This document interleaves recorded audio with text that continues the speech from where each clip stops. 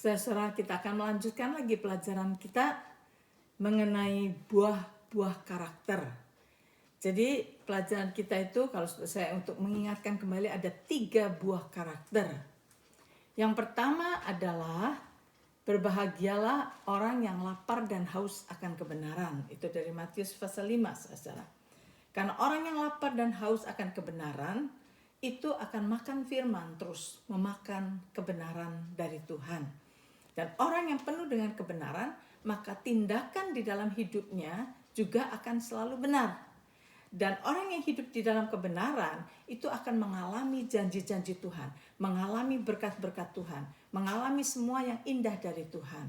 Itu salah satu buah yang pertama daripada karakter, godly karakter. Yang kedua adalah berbahagialah orang yang berduka cita, karena dia akan dihiburkan. Kita sudah belajar sama-sama yang dimaksud berduka cita di sini adalah yang berduka cita akan dosa-dosanya.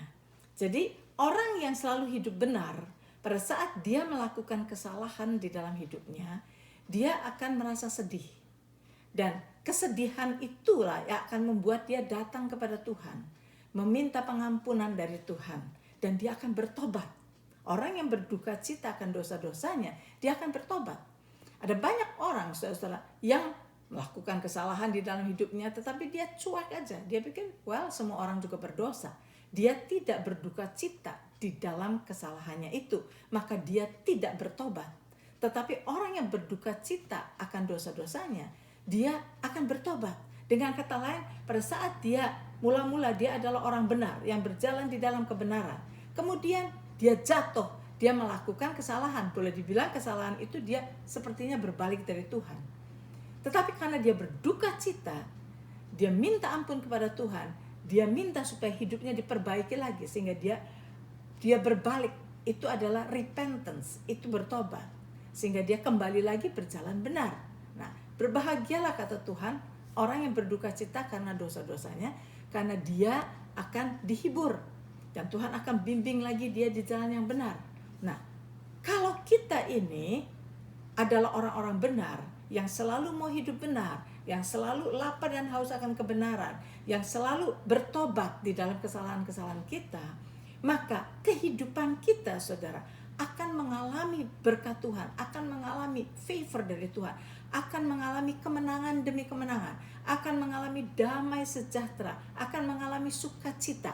Nah, kehidupan kita yang seperti itulah yang akan menjadi kesaksian. Nah, ini yang ketiga. Buah yang ketiga dari karakter adalah kita menjadi saksi, ya. Dan kalau kita menjadi saksi, orang melihat janji Tuhan terjadi di dalam hidup kita, kehidupan kita selalu berkemenangan. Itu membuat orang iri hati, membuat marah orang-orang di sekeliling kita. Maka kalau kehidupan kita menjadi kesaksian, biasanya orang yang hidup menjadi kesaksian itu akan dianiaya. Itulah sebabnya firman Tuhan di dalam Matius 5 yang selanjutnya adalah berbahagialah kalau kita ini dianiaya oleh karena kebenaran. Ya. Nah, Tuhan berkata begitu. Dan mengapa kita dianiaya? Karena kita hidup benar. Karena kehidupan kita menyatakan kasih Tuhan, menyatakan janji-janji Tuhan itu benar. Kita hidup di dalam kemenangan, membuat orang-orang dunia ini yang tidak mempunyai Tuhan, mereka hidup diatur, dikuasai oleh dunia ini, mereka hidup kalah. Nah, kalau mereka hidup di dalam kekalahan dan kita hidup di dalam kemenangan, mereka tidak suka. Itulah sebabnya mereka akan menganiaya kita. Nah, jadi kita sudah belajar mengenai ini, buah-buah daripada karakter ini. Yang ketiga adalah kehidupan yang menjadi kesaksian. Atau nanti setelah kita menjadi kesaksian, kita bisa bersaksi, ya. Nah, kehidupan yang seperti itu biasanya mendapat serangan dari orang-orang di sekeliling kita. Jangan takut kata Tuhan, berbahagialah kata Tuhan, karena Tuhan Yesus sendiri dianiaya. Pada waktu dia hidup di dunia ini, dia hidup benar, dia dianiaya. Ada banyak orang mau bunuh dia, banyak orang mau menyengsarakan dia, tetapi dia jalan terus. Dan Tuhan berkata kalau kita dianiaya itu karena kita sedang melakukan kehendak Tuhan. Sebab itu orang tidak suka kepada kita. Nah, sekarang saudara, kemarin minggu yang lalu kita sudah belajar, seseorang akan bisa mempunyai kehidupan, menjadi kehidupannya bisa merupakan kesaksian itu kalau orang itu hidup dekat dengan Tuhan, hidup selalu bersama dengan Tuhan. Kehidupannya yang dekat dengan Tuhan itulah yang akan bisa menunjukkan bahwa Tuhan ada di dalam kita. Dan orang yang seperti itu dengan sendirinya akan menjadi kesaksian. Tanpa dia bersaksi, tanpa dia mengatakan apa-apa, dia menjadi kesaksian. Dan kita sudah belajar minggu yang lalu dari kehidupan Daud. Daud sejak masa mudanya, saudara, dia selalu bersekutu dengan Tuhan. Dia suka sekali worship Tuhan. Dia suka sekali bergaul dengan Tuhan. Dia suka sekali mengenali hati Tuhan. Nah, karena dia dekat dengan Tuhan, itulah yang membuat dia jadi kehidupannya itu berkemenangan. Dia mengalami kemenangan demi kemenangan. Nah, di sini saudara, kita mesti melihat dari kehidupan Daud ini. Dan minggu yang lalu kita belajar bahwa pada saat ada tantangan kepada orang Israel menghadapi Goliat, semua orang Israel ketakutan. Saul yang menjadi raja pun ketakutan. Mengapa Saul ketakutan? Karena Saul hidupnya jauh dari Tuhan. Memang pada mulanya Saul itu adalah seorang yang humble di hadapan Tuhan. Dia dekat dengan Tuhan. Tetapi setelah dia menjadi raja, dia mulai menjauh dari Tuhan. Dia mulai menjadi sombong dan dia jauh dari Tuhan. Nah, orang yang hidupnya jauh dari Tuhan, pada saat menghadapi tantangan hidup, dia menjadi ketakutan. Nah, dia tidak mempunyai keberanian untuk menghadapi Goliat. Karena apa?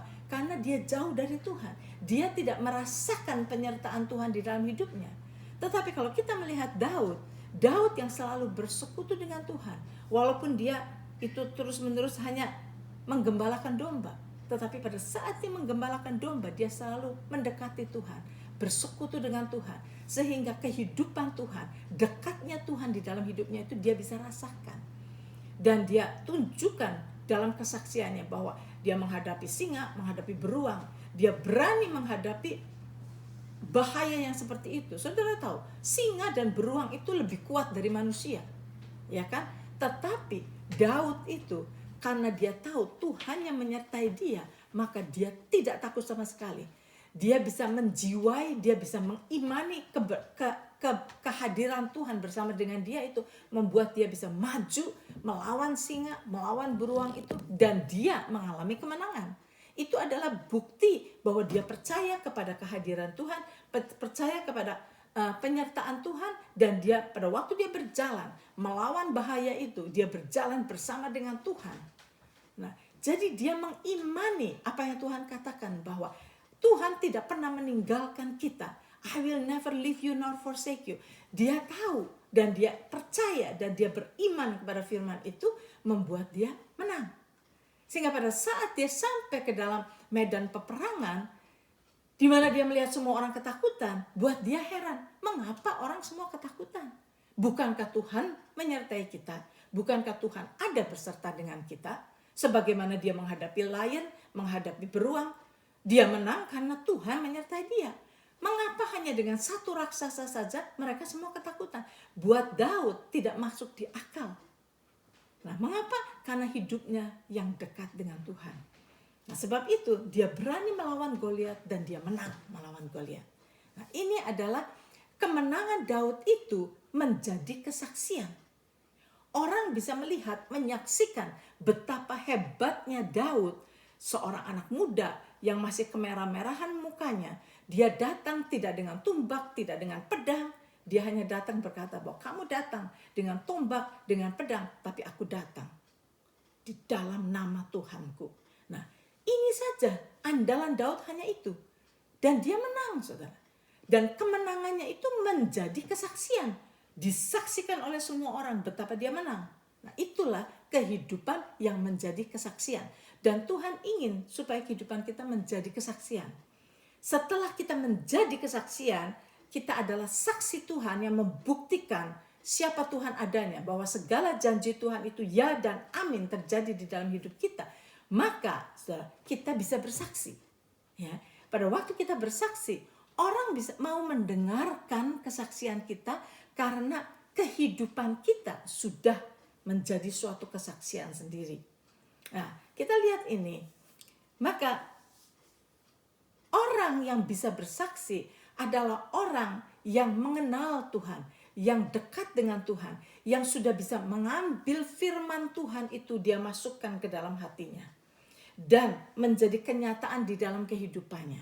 Orang yang demikian baru bisa menjadi saksi dan baru dia bisa menyaksikan kebesaran Tuhan di dalam hidupnya sehingga bisa dia bagikan kepada orang-orang di sekelilingnya. Kita lihat lagi satu contoh, yaitu Nabi Elisa. Nabi Elisa adalah seorang nabi yang dekat dengan Tuhan. Dia bisa mengetahui apa yang Tuhan tunjukkan. Dia bisa mendengar apa yang Tuhan katakan. Itu seorang yang dekat dengan Tuhan. Nah, kita tahu pada satu hari tentara Aram mengepung tempat tinggalnya. Karena mereka mau membunuh Elisa yang selalu mengetahui taktik orang Aram mau menyerang orang Israel. Dan Elisa selalu mengetahui dan beritahukan kepada Raja Israel. Sebab itu Raja Aram marah sekali. Begitu dia tahu bahwa kunci daripada kekalahan dia itu adalah Elisa. Maka dia mengirimkan tentaranya mengelilingi rumah Elisa. Dan kita tahu ceritanya bahwa hamba Elisa itu pagi-pagi bangun, buka jendela, lihat dari jendela dia kaget. Karena begitu banyak tentara Aram. Dia berkata, celaka kita, katanya. Tetapi Elisa yang dekat dengan Tuhan, dia sudah bisa melihat di dalam alam roh. Yang mata manusia biasa tidak bisa lihat. Elisa bisa melihat. So itu dia berkata kepada Tuhan, Tuhan celikan mata daripada bujang ini. Maksudnya apa? Mata bujang ini sudah melek. Tetapi yang Elisa minta adalah supaya mata rohaninya dicelikan. Pada waktu Tuhan mencelikan mata rohani daripada bujang itu bisa melihat ternyata tentara malaikat Tuhan jauh lebih banyak daripada tentara Aram. Nah, saudara, disinilah bedanya orang yang dekat dengan Tuhan, orang yang mengenali Tuhan, orang yang memegang firman Tuhan, yang lapar dan haus akan kebenaran, yang menyimpan kebenaran Tuhan di dalam hidupnya, di dalam hatinya, itu menjadi kenyataan di dalam hidupnya. Hidupnya berkemenangan. Dan hidup yang berkemenangan inilah yang menjadi kesaksian. Jadi saudara, Tuhan ingin agar supaya kita semua menjadi saksi-saksi Tuhan. Agar kita semua bisa menyatakan kepada dunia sekeliling kita betapa Tuhan kita maha kuasa. Dan Tuhan kita tidak pernah meninggalkan kita. Tuhan ingin kita menyaksikan ini kepada orang-orang di sekeliling kita. Mengapa saudara? Karena orang di sekeliling kita tidak bisa melihat. Dan karena mereka tidak pernah bisa melihat Tuhan, tidak mengerti akan janji-janji Tuhan, hidup mereka makin lama makin sesat, makin lama makin mengikuti arus dunia ini dan menuju kepada kebinasaan. Dan Tuhan ingin agar supaya mereka semua dapat diselamatkan. Itulah sebabnya Tuhan ingin kita semua menjadi saksi-saksi Tuhan. Saudara, saya percaya saudara sudah banyak mendengar khotbah mengenai menjadi saksi Tuhan, menyaksikan kebesaran Tuhan, sudah banyak. Tetapi biarlah karena kita sedang belajar, kita sedang mengadakan Bible study, saya ingin bawa saudara kepada apa yang saya akan bawakan ini, pasti saudara sudah tahu. Tetapi saudara bisa catat untuk diingatkan kembali betapa menjadi saksi Tuhan itu penting. Karena saudara sudah banyak sekali orang Kristen yang sudah tidak peduli untuk menjadi kesaksian bagi orang lain. Tidak peduli untuk menolong orang-orang lain. Banyak orang Kristen hidup untuk dirinya sendiri. Sebab itu saya percaya walaupun firman yang saya akan bawakan itu saudara sudah tahu. Tapi saudara, ada baiknya diingatkan supaya dengan diingatkan ini kita di-stir up lagi oleh Tuhan. Untuk oke, benar ya, saya sudah tahu tapi saya lupa. Tapi saya sudah tidak hidup menjadi kesaksian. Sebab itu mari kita lihat mengapa saudara-saudara Tuhan ingin kita evangelize. Mengapa Tuhan ingin kita menyaksikan kebesaran Tuhan kepada orang-orang di sekeliling kita? Mengapa? Ya, evangelize atau memberikan kabar gembira. kabar baik kepada orang-orang di sekeliling kita. Mengapa? Nah, mari kita melihat ada 7 reason mengapa Tuhan ingin kita evangelize. Tuhan ingin kita sudah menyatakan kebaikan Tuhan kepada orang-orang di sekeliling kita, supaya mereka itu bisa melihat balik kepada Tuhan. Pada saat mereka menghadapi keputusasaan, mereka melihat bahwa si Anu itu, anak-anak Tuhan itu menceritakan kepada saya ada jalan keluar, ada pertolongan Tuhan. Membuat mereka mau mengikuti jalan yang kita tunjukkan kepada mereka. Nah, mari kita melihat 7 reason mengapa kita disuruh oleh Tuhan menjadi kesaksian, untuk bersaksi juga dan untuk memberikan kabar gembira kepada orang-orang sekeliling kita. Yang pertama, reason pertama adalah sebab ini adalah command dari Tuhan, perintah Tuhan untuk evangelize, untuk memberitahukan kepada orang-orang dunia ini. Mari kita lihat ayat-ayatnya. Saudara, ini Bible study, saudara bisa catat supaya mengingatkan kembali kepada saudara, walaupun saya tahu saudara sudah tahu. Mari kita lihat.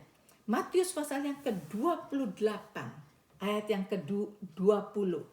Matius yang ke-28, ayat yang ke-20. Ini adalah pada waktu Tuhan Yesus mau naik ke surga. Ya. Kemudian dia memberikan pesan kepada murid-muridnya. Pesan ini dia katakan kepada murid-muridnya, tetapi ini juga dia katakan kepada kita sebagai orang-orang yang sudah mengikuti jejak Yesus. Dikatakan di sini ayat 20. Dan ajarlah mereka melakukan segala sesuatu yang telah kuperintahkan kepadamu. Dan ketahuilah, aku menyertai kamu senantiasa sampai kepada akhir zaman. Yes, mula-mulanya Tuhan berkata bahwa karena itu pergilah, kata Tuhan di dalam ayat 19, pergilah, jadikanlah semua bangsa muridku dan baptislah mereka di dalam nama Bapa dan Anak dan Roh Kudus. Dan ajarlah mereka, nah ini ayat 20-nya, dan ajarlah mereka melakukan segala sesuatu yang telah kuperintahkan kepadamu. Dan ketahuilah, aku menyertai kamu senantiasa sampai kepada akhir zaman. Jadi di sini kita melihat, saudara, bahwa Tuhan ingin agar kita mengajarkan kepada orang-orang di sekeliling kita segala sesuatu yang Tuhan sudah perintahkan kepada kita. Bagaimana cara mengajarkannya? Yaitu dengan jalan menyaksikan kebaikan Tuhan, dengan jalan membuktikan kepada mereka bahwa apa yang Tuhan katakan, apa yang Tuhan janjikan itu, kalau kita lakukan, maka kita akan mengalami semua yang Tuhan janjikan itu, kita akan alami. Untuk kita menyatakan kepada orang-orang di luar sana bahwa kalau kamu tidak mempunyai Tuhan, kalau kamu tidak bersandar kepada Tuhan, hidup mengikuti dunia ini menuju kepada kehancuran. Hidup mengikuti dunia ini semuanya negatif, memberikan ketakutan kepada kita, memberikan kekhawatiran kepada kita. Saudara, hidup di dalam ketakutan, kekhawatiran itu enggak enak, saudara. Itu mencengkam. Kita harus merasa kasihan kepada mereka. Walaupun mereka tidak peduli kepada Tuhan, mereka tidak peduli karena mereka tidak tahu, mereka tidak mengenal Tuhan. Itulah sebabnya tugas kita yang mengenal Tuhan, yang mengetahui dan mengalami apa yang Tuhan janjikan itu terjadi di dalam hidup kita. Tugas kita untuk memberitahukan pada mereka. Kamu mungkin gak kenal Tuhan, mungkin kamu tidak pernah mendengar siapa Tuhan, mungkin kamu tidak pernah mengalami janji-janji Tuhan karena kamu tidak tahu. Tetapi saya saksikan kepadamu bahwa hidup bersama dengan Tuhan itu hidup yang paling enak. Ya. Jadi Tuhan berkata, ajarlah mereka untuk melakukan segala sesuatu yang telah aku perintahkan kepadamu. Kita sudah melakukan apa yang Tuhan perintahkan kepada kita. Dan kita mengalami kebaikan Tuhan. Saya mengalami banyak sekali kebaikan Tuhan. Di dalam segala aspek hidup saya, banyak sekali. Sebab itu saya selalu memberikan Bible study, saya memberikan kesaksian kepada saudara-saudara yang mau mendengar untuk menggugah hati saudara supaya saudara pun mengalami apa yang saya alami. Dan dengan saudara mengalami itu, tugas saudara juga memberitahukan kepada teman, kepada saudara saudara-saudara di mana-mana tempat supaya mereka bisa mengenal Tuhan. Mari kita lihat lagi Lukas pasal yang kedua. Lukas pasal yang kedua. Lukas pasal yang ke-24. Lukas pasal 24 ayat 47 dan 48, Saudara. Di sini dikatakan begini. Dan lagi dalam namanya berita tentang pertobatan dan pengampunan dosa harus disampaikan kepada segala bangsa mulai dari Yerusalem. Kamu adalah saksi dari semuanya ini. Yes, Tuhan sedang berbicara kepada murid-muridnya. Kamu adalah saksi dari semua yang terjadi di Yerusalem, terjadi di mana-mana. Karena murid-murid Yesus itu menyertai Yesus, kan? Jadi mereka menyaksikan apa yang terjadi. Tetapi kita harus tahu, kita pun sekarang setelah mengikuti jejak Yesus, mengikuti firman Tuhan, kita mengalami juga. Kita menjadi saksi kepada segala janji Tuhan itu benar, ya dan amin. Dan kita alami, sebab itu kita disuruh mengatakan kepada mereka dan dikatakan, kamu adalah saksi dari semuanya itu. Nah, itulah sebabnya kita harus evangelize, memberitakan kabar gembira ini kepada orang-orang di sekeliling kita. Kemudian kita lihat lagi Roma 10. Ini masih nomor 1 ya saudara, reason yang pertama mengapa kita disuruh evangelize. Roma pasal yang ke-10 kita akan baca sama-sama. Roma pasal 10 ayat 13 sampai 15. Roma pasal 10 ayat 13 sampai dengan 15. Dikatakan begini, ini reason mengapa kita disuruh evangelize. Ini komen dari Tuhan Yesus sendiri. Karena Tuhan memerintahkan pada kita untuk evangelize. Di dalam ayat yang ke-13 dikatakan, sebab barang siapa yang berseru kepada nama Tuhan akan diselamatkan. Pertama-tama, mengapa kita disuruh evangelize adalah karena banyak orang yang belum mengerti nama Tuhan, yang belum mengenal nama Tuhan, belum pernah mengalami janji Tuhan di dalam hidupnya. Kalau kita beritahukan kepada mereka dan mereka akhirnya berkata, mereka di dalam kesulitan mereka berkata, saya mau berjerit kepada Tuhan, saya mau bersandar kepada Tuhan. Dikatakan, barang siapa berseru kepada nama Tuhan akan diselamatkan. Luar biasa saudara. Kalau kita menyaksikan kebaikan Tuhan kepada orang di sekeliling kita, maka saudara, mereka akan berkata, saya mau menerima pertolongan Tuhan. Dan disitulah keselamatan akan datang ke dalam hidup mereka. Itu baru ayat 13. Nah, sekarang ayat 14-nya. Tetapi bagaimana mereka dapat berseru kepadanya, kepada Tuhan, jika mereka tidak percaya kepadanya? Bagaimana mereka dapat percaya kepada Dia jika mereka tidak mendengar tentang Dia? Bagaimana mereka mendengar tentang Dia jika tidak ada yang memberitakannya? Dan bagaimana mereka dapat memberitakannya jika mereka tidak diutus? Seperti ada tertulis, betapa indahnya kedatangan mereka yang membawa kabar baik. Nah, saudara-saudara, jadi kita lihat di sini. Tuhan menyuruh kita menyaksikan kepada orang-orang yang belum pernah mendengar. Karena bagaimana mereka bisa percaya kalau mereka nggak pernah mendengar? Somebody mesti datang memberitakan kepada mereka kebaikan Tuhan. Apa yang Tuhan sudah kerjakan di dalam hidup kita. Sebab kalau kita tidak memberitakannya, mereka nggak pernah tahu. Kalau mereka tidak tahu, bagaimana mereka bisa percaya, gitu kan? Nah, jadi di sini kita melihat perintah Tuhan berkata, kabarkan kebenaran ini, kabarkan kabar gembira ini, katakan kepada semua orang. Jadi kita disuruh evangelize. Jadi itu adalah karena the command daripada Yesus sebelum dia berangkat naik ke surga. Dia memberikan perintah kepada kita untuk melakukan itu. Nah, kemudian yang kedua, reason yang kedua, mengapa kita disuruh bersaksi, suruh evangelize ke orang, memberitakan kabar gembira yang terjadi di dalam hidup kita kepada orang di sekeliling kita. Reason yang kedua adalah karena Kristus sendiri, Yesus sendiri menjadi contoh buat kita. Pada waktu dia ada di dalam dunia ini, saudara, dia keliling kemana-mana, menyatakan kabar gembira, membawakan kabar gembira kepada orang-orang di sekelilingnya. Dikatakan di dalam Matius pasal 4 ayat yang ke-23. Saudara mau catat. Matius 4 ayat yang ke-23. Dikatakan di sini, Yesus pun berkeliling di seluruh Galilea. Ia mengajar dalam rumah-rumah ibadat dan memberitakan Injil kerajaan Allah serta melenyapkan segala penyakit dan kelemahan di antara bangsa itu. Jadi Yesus datang kepada mereka, memberitakan kasih Tuhan kepada mereka, juga menyembuhkan orang sakit dan sebagainya, sehingga orang-orang itu mengalami kasih Tuhan. Dan mereka tahu bahwa apa yang dikatakan Tuhan itu ya dan amin. Saudara, jadi Yesus menjadi example buat kita. Yesus sendiri pergi kemana-mana untuk memberitakan kabar gembira ini kemana-mana. Dan kemudian yang ketiga, the reason mengapa kita disuruh evangelize adalah karena murid-murid Yesus, di apostle juga evangelize di seluruh buku Markus, di seluruh buku Kisah Para Rasul. Kita tahu bagaimana semua murid-murid Yesus kemana-mana, ya, memberitakan ini semua.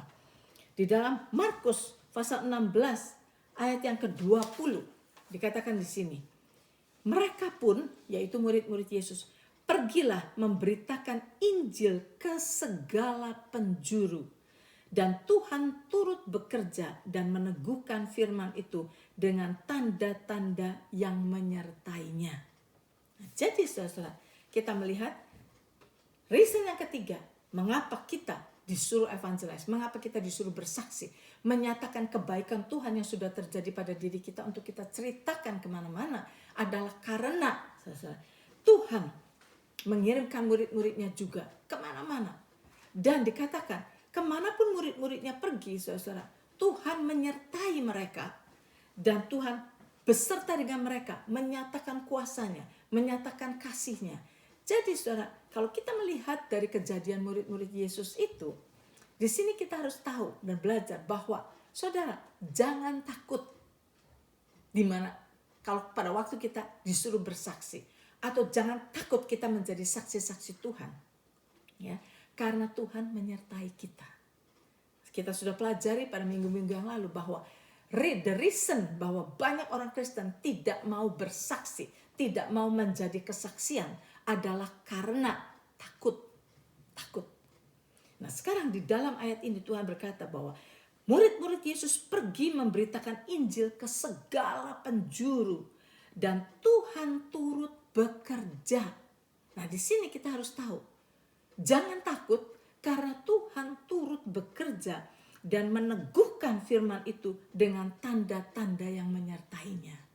Nah, saudara, seringkali kita mau bersaksi atau mau mendoakan orang atau mau menolong orang, kita takut. Takut apa? Bagaimana kalau saya mendoakan orang, orangnya tidak sembuh? Bagaimana kalau saya memberi kesaksian, orangnya marah? Bagaimana? Nah, itu semua pikiran-pikiran yang negatif itu diberi oleh iblis untuk membuat kita takut bertindak. Iblis selalu memberikan semua data-data, memberikan semua kemungkinan-kemungkinan yang negatif untuk membuat kita ciut, membuat kita takut. Nah, di sini jawabannya. Murid-murid Yesus pergi kemana-mana dengan bold, kemana-mana. Dan mereka pada waktu mereka pergi, mereka berani memberitakan itu. Dan Tuhan menyertai, Tuhan turut bekerja dan meneguhkan firman itu dengan tanda-tanda yang menyertainya. Kalau kita mau beriman kepada ayat itu, saudara, sebagaimana Tuhan menyertai murid-muridnya, sebagaimana Tuhan meneguhkan firman yang diberitakan oleh murid-muridnya itu dengan tanda-tanda yang menyertainya, maka kalau kita percaya, kita beriman kepada itu akan terjadi pada diri kita juga. Jadi saudara, marilah kita menyontoh apa yang murid-murid Yesus lakukan. Kemudian yang keempat, mengapa Tuhan menyuruh kita untuk bersaksi, untuk evangelize pada orang-orang di sekeliling kita? Karena kehendak Tuhanlah untuk semua orang diselamatkan. Kehendak Tuhanlah untuk semua orang diselamatkan. Kalau mereka itu menjauhkan diri dari kita, tidak mau mendengar, mereka mencemooh kita, itu karena mereka tidak mengerti. apa yang kita beritakan. Tuhan mempunyai desire supaya semua orang diselamatkan. Kedatangan Yesus ke dalam dunia ini untuk menanggung dosa isi dunia, seluruh dosa manusia. Bukan hanya dosa orang-orang Kristen saja, tetapi dosa isi dunia ditanggung oleh Yesus. Yesus berkorban dan mati untuk semua manusia, bukan hanya untuk kita orang-orang Kristen saja, tetapi untuk semua manusia. Dan biar itu ada di dalam hati kita, pengertian itu ada di dalam hati kita. Dan kita mesti mengetahui kehendak Tuhanlah untuk semua orang diselamatkan. Mari kita baca dari 1 Timotius pasal yang kedua. 1 Timotius pasal yang kedua ayat 3 dan 4. 1 Timotius pasal yang kedua ayat 3 dan 4 dikatakan, itulah yang baik dan yang berkenan kepada Allah, Juru Selamat kita, yang menghendaki supaya semua orang diselamatkan dan memperoleh pengetahuan akan kebenaran. Jadi Tuhan ingin agar semua orang itu selamat. Ya, kematian Yesus adalah untuk seluruh dunia, untuk orang yang jahat dan untuk orang yang baik, untuk semuanya. Dan Tuhan mengharapkan agar supaya semua mereka mempunyai pengetahuan tentang kebenaran. Itu yang Tuhan inginkan. Dan biarlah kita semua mengerti akan hal ini dan kita semua memacu diri kita untuk bersaksi bagi Tuhan. Saudara, hari ini kita baru belajar sampai nomor 4 ya, dari mengapa the reason kita disuruh evangelize. Kita akan teruskan lagi saudara-saudara, tapi untuk tahun ini, Bible Study ini, hari ini adalah yang terakhir untuk tahun ini.